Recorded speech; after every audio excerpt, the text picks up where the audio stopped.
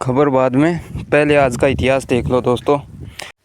12 मार्च 1993 को मुंबई ब्लास्ट और 1930 के अंदर 12 मार्च को इनमें 257 लोगों की मौत हुई थी, जबकि 700 से ज्यादा लोग घायल हुए थे। इस मामले में 4 नवंबर 1993 को 189 आरोपियों के खिलाफ 10,000 पन्ने की प्राथमिकी दर्ज कराई गई थी।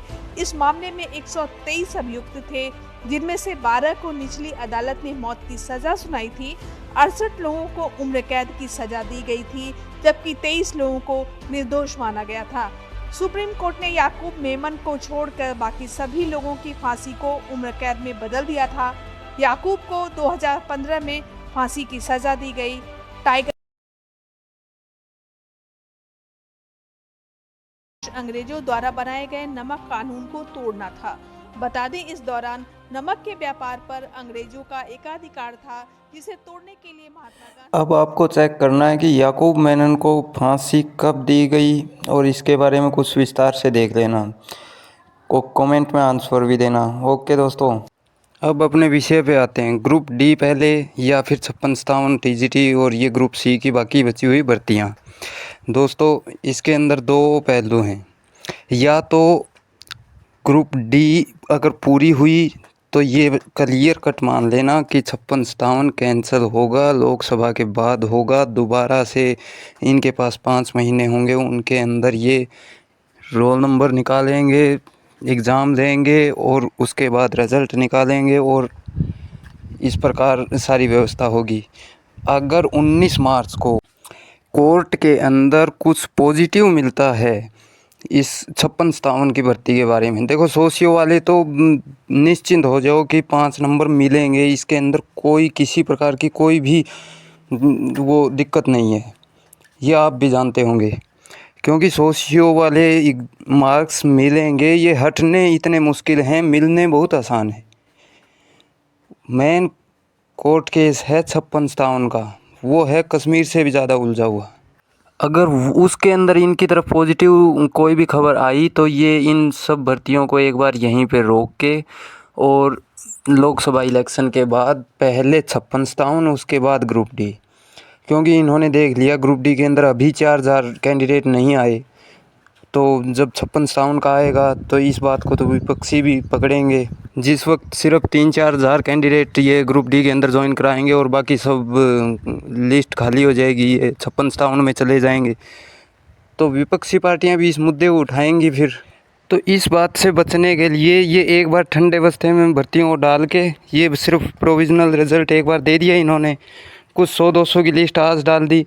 अब ऐसे करते करते ये एक बार ठंडे बस्ते में डाल के कोर्ट केस की तरफ ध्यान खींच के और उसके बाद ये सब कुछ जो खट्टर ने कहा वो सब कुछ पूरा करके दिखाएंगे कि पोर्टल भी ओपन हुआ, यस नो भी हुआ, सब कुछ होगा। और हाँ दोस्तों, मैं ये कह रहा था, पता नहीं तो मेरे फ़ोन की सेटिंग ख़राब है। आप सब्सक्राइब करते हो वो दिखाता ही नहीं है, लाइक करते हो वो भी नहीं दिखाता कितने लोगों ने लाइक किया। कम से कम कोई मेरी वीडियो देख रहा है तो मैं आगे 14 मार्च से NCERT आजकल नाम से अपना डेली शो लेके आ रहा हूँ, जिसके अंदर हरियाणा पुलिस, RRB, SI इन सब की तैयारी के लिए ज़बरदस्त कंटेंट लेके आ रहा हूँ दोस्तों। सिर्फ सब्सक्राइब करना है, ना कहीं पैसे यूज़ करने, ना ही ऐप डाउनलोड करना है और ना बैच ख़रीदना है। मैं इसी प्रकार का कंटेंट लेके आ रहा हूँ। जैसे आपने देखा होगा कि हर क्वेश्चन एग्ज़ाम के अंदर आप पीछे पढ़ के गए हो, उसके अंदर कुछ भी नहीं, एग्ज़ाम में कुछ नया ही मिलता है। आप सिर्फ 2-4 दिन मेरी क्लास देखिए, उसके बाद आपको एहसास हो जाएगा कि हाँ, इसी प्रकार का क्वेश्चन देखने को मिलता है एग्ज़ाम में। क्या होता है कि जो करंट का मुद्दा है, करंट अफेयर के अंदर से ही जीके निकलता है। जिस प्रकार आपने देखा होगा पीछे रेलवे वगैरह के अंदर एक क्वेश्चन पूछा गया था कि सुंदरवन डेल्टा कहाँ है। आपने एक चीज़ उसके अंदर एहसास नहीं किया कि जिस वक्त ये क्वेश्चन पूछा गया था उस वक्त पश्चिम बंगाल के अंदर जो तूफ़ान आया हुआ था, उस तूफ़ान के कारण सबसे ज़्यादा तबाही सिर्फ सुंदरबन में हुई थी पश्चिम बंगाल में। और इसीलिए लेकिन बाकी यूट्यूबर्स ने क्या किया कि पूरी डेल्टाओं की लिस्ट निकाल के रख दी कि ये डेल्टा वहाँ है, ये डेल्टा वहाँ है, ये डेल्टा वहाँ है।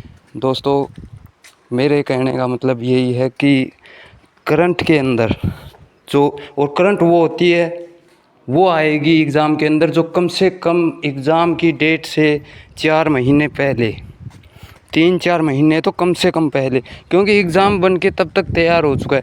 कई बच्चे करंट के नाम पे आज का न्यूज़ चैनल देखते हैं, इसी वक्त आज के दिन अखबार पढ़ना शुरू करते हैं। अखबार कम से कम 3-4 महीने पुराने अगर आपको अखबार मिल जाएं तो आप अपने आप से भी वो पढ़ते रहिए, या फिर क्रोम के ऊपर खोजते रहिए, या फिर मैं भी आपके लिए इसी प्रकार की कुछ सामग्री, कुछ कंटेंट लेके आने की कोशिश करूँगा। लाइक कीजिए, सब्सक्राइब कीजिए। थैंक यू दोस्तों।